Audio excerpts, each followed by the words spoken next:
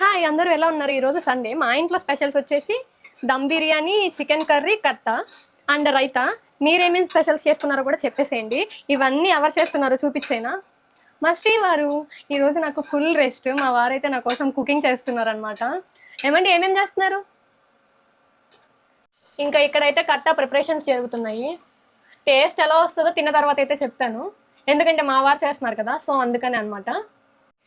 ఇలా హస్బెండ్స్ వంట చేసి పెడితే ఎలాగైనా తినొచ్చు. పిల్లలకి అదృష్టం ఉండాలబ్బా. ఇలా మీలో కూడా ఎంతమంది హస్బెండ్స్ ఇలాగ వంటలు చేసి పిల్లలకి పెడతారో చెప్పండి. కామెంట్ సెక్షన్లో కామెంట్ అయితే చేయండి మర్చిపోకుండా. ఇంకా ఇక్కడైతే దమ్ ప్రిపరేషన్ జరుగుతుంది. చికెన్ అంతా సెపరేట్ చేసి ఇంకా రైస్ అయితే వేసుకోవాలి కదా, సో అదే చేస్తున్నారనమాట ఇక్కడ మా వారు. అదేంటో అబ్బా, మా వారు హ్యాండ్తో ఏం చేసినా, ఏ రెసిపీస్ చేసినా టేస్ట్ వస్తాయి. నేను చేస్తే ఒక్కొక్కసారి ఒక్కొక్కలాగా వస్తుంది.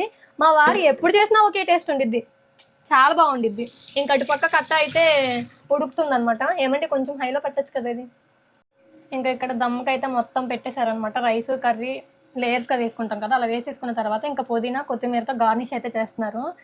అసలు స్మెల్ చూస్తుంటే ఎంత టెంప్టింగ్గా ఉందో, ఎప్పుడెప్పుడు తినేస్తామా అనిపిస్తుంది. చాలా బాగుంది. స్మెల్లే నోట్ల నుంచి వాటరింగ్ వచ్చేస్తుంది, అంత ఇదిగా ఉంది.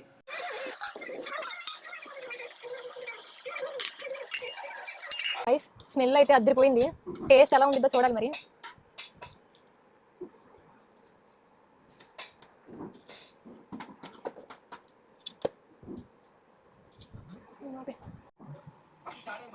గాయస్ నేను కూడా ఇప్పుడే టేస్ట్ చేయబోతున్నా, ఎలా ఉందో చెప్తాను మీకు.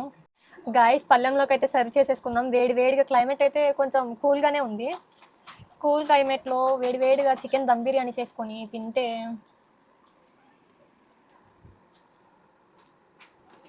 సూపర్ ఉంది గాయస్. మా వారు బాగా చేశారు ఫుడ్. ఈ రోజుకైతే వింత ఈ వీడియో నచ్చితే like, share, comment and subscribe చేసుకోండి. బాయ్.